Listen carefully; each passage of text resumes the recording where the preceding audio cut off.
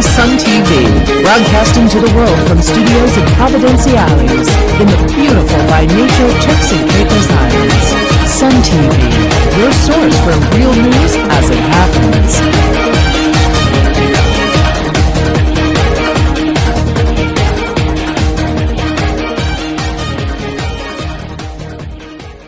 This person is protected gear. It's not fire retardant. Okay.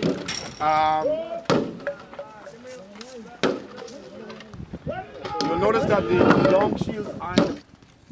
With election campaigning in the air and tensions expected to run high, the Royal Turks and Caicos Islands Police Force isn't taking any chances. I'm Leslie Garland, and thanks for watching Sun TV News. Selected members of the force recently underwent 2 weeks of intense public order training, which included how to deal with riots and disorderly conduct. The training will also prepare them to deal with any instance of uprising, which they say can happen at any time, so they have to be prepared.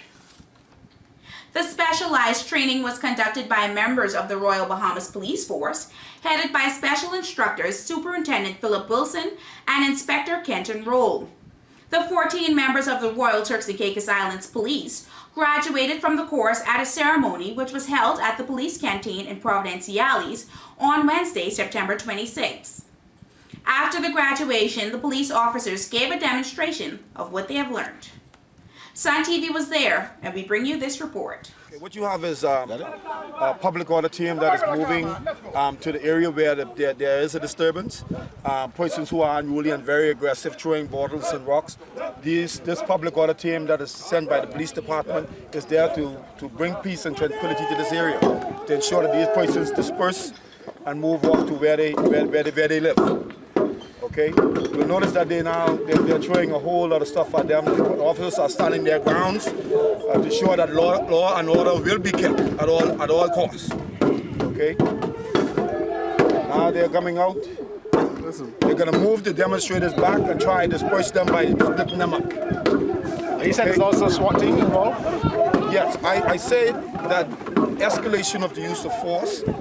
This is one of them. This is one of the minimum side of it, the less lethal use of force that we use when it comes to disturbances. But then we realize that persons or citizens really have upgraded their use of their aggressiveness towards the police by using firearms and other stuff.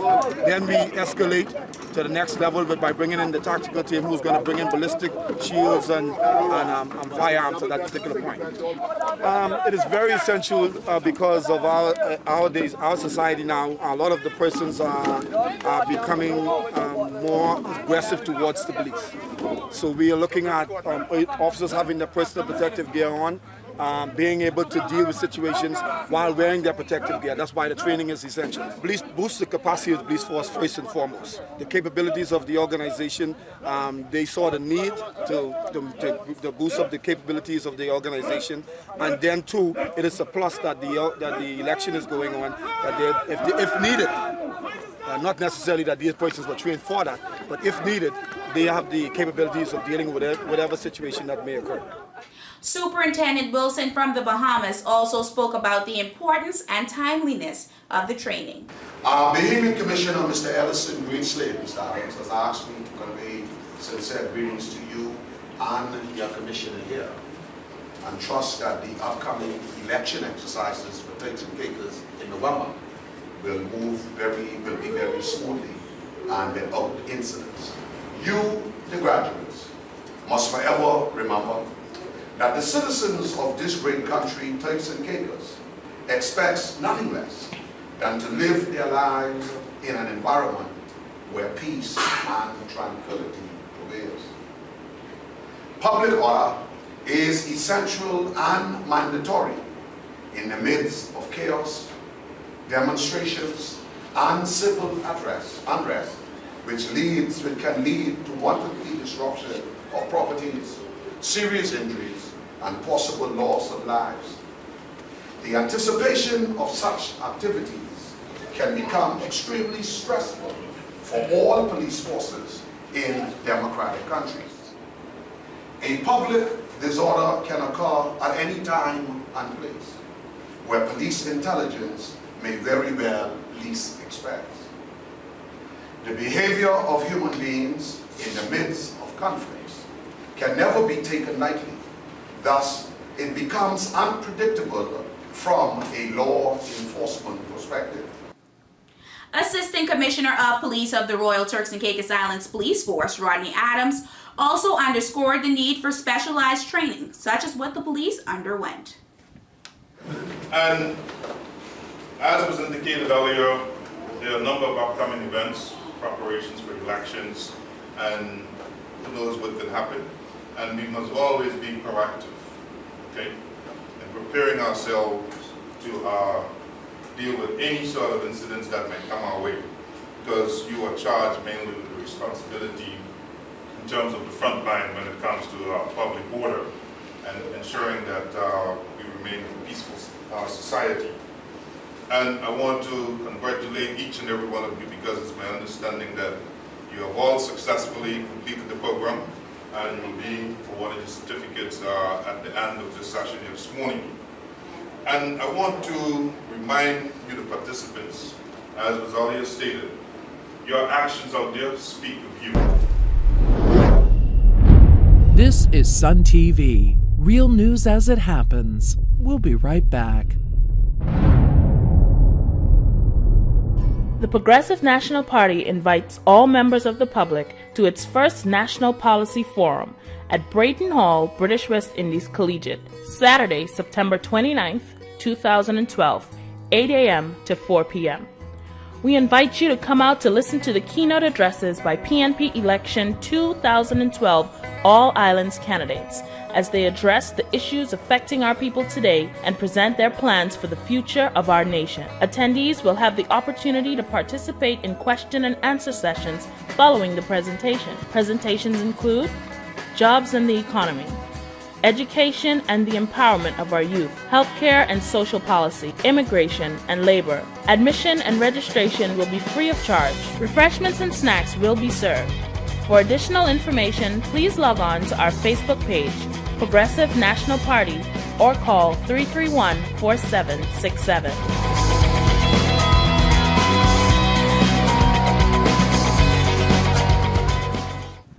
5 persons have been shortlisted for the post of Deputy Governor, and the interim government is moving swiftly to ensure that this post is filled before the November 9th general elections. The appointment of Deputy Governor will be made by the Secretary of State in the UK on recommendation from Governor Rick Todd. Sun TV caught up with TCIG's Chief Executive Officer Patrick Boyle, and he gave us an update on the selection process. The Deputy Governor appointment is an appointment that's made by the Secretary of State, the Foreign Secretary in the UK, on recommendations from the Governor of the Turks and Caicos Islands. The Governor has asked myself and Mrs. Askew, who's the Chair of the Public Service Commission, and Mark Greenway, who's the Director of HR, to form a panel to select and put forward recommendations to him for the appointment Deputy Governor. The process is well underway. We received about 11 applications and we have shortlisted now to 5, and the interviews take place on the 4th and the 5th of October. And the process beyond that is that the panel will select 2 candidates which we believe are above the line in terms of being able to carry out the role of Deputy Governor. We will put forward those names to the Governor, and it will be for the Governor then to decide from those recommendations which person he will recommend to the Foreign Secretary for appointment. We would expect that process should be completed around about the 10th of October, but it really is dependent on the clearance times in Well, would them before the next elections? Well, that would be our objective, but again, it is dependent on the length of time that it takes in London for the Foreign Secretary to make a final decision. Governor Rick Todd has dismissed reports from local politicians who have accused him of campaigning throughout the Turks and Caicos Islands, at the same time when both political parties have ramped up their efforts to win votes. In an interview with Sun TV, Todd said that his visits to the islands over the past few weeks was in keeping up with his job as governor. A few days ago, Deputy Leader of the People's Democratic Movement, Charlene Cartwright Robinson, accused Governor Todd of campaigning. Here's what he had to say in response. Campaigning? I'm deliberately not campaigning. I'm doing what I've always done here. I mean, this is the 4th time I've done a tour of the Family Island, so I don't think you can say I am campaigning. What I am trying to do is to discuss with people what concerns them, what they're looking for from TCIP, and how we can give effective public services. And often, I have to say, there are some sometimes people get misinformation. I mean, for example, I was told on Little Caicos that in the North Caicos Clinic, there are no drugs at all, and the only treatment you are ever given is ibuprofen. When I went to North Caicos, it's clear that that's not true. The North Caicos Clinic is working extremely well. South Caicos is, I like South Caicos. It's quite a special place. And on South Caicos, we had a lot of discussions, including about the equality bill, and also some quite almost philosophical discussions about how responsibility for issues is shared between the government and the people. We talked about litter. And the answer, as the people there said, it's the government's job to collect litter, to collect the garbage, but it's the job of individuals not to throw Coke cans and burger wrappers out of their car windows. The airport in South Caicos, I'm pleased to say, does work. It has several flights a week. The airport is fine, but what it needs is to have the terminal improved, and that is on the priority list of the Turks and Caicos Island airport authorities.